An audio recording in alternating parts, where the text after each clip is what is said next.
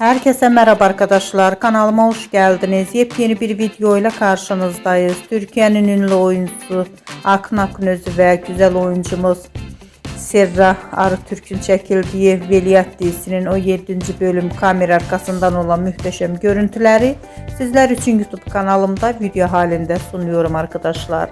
Umarım beğenirsiniz.